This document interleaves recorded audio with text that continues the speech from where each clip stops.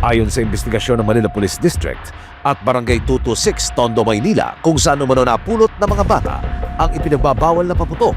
Alas 2 ng madaling araw noong December 28, 2025, 5 lalaki ang nagiinuman sa isang eskinita. Ito, sa nagiinuman pa lang sila sa bandang dulo. Isa-isa nang naglakad ang mga lalaki palabas ng eskinita. Ang isang lalaking nakasuot ng dilaw na t-shirt, kapansin-pansing may bitbit na eco bag na may nakausling ulo ng paputok.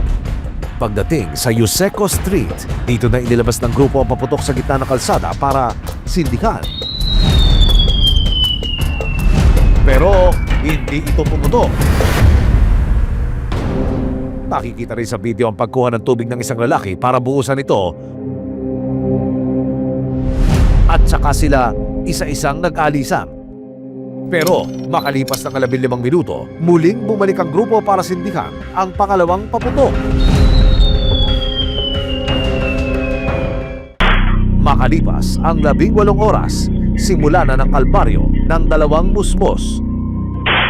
Nagkataon naman na nung gabi, naglalaro yung mga bata doon sa may lugar, naglalaro ng piccolo kung saan nasaway ito ng mga taga-barangay at lumipat ito. At doon nga sa paglalakad nila, napulot nila itong iniwan na paputok na ito na nadala nila dito sa may Jose Abad Santos sa corner Alonso Street. At sinindihan nila doon sa may gilid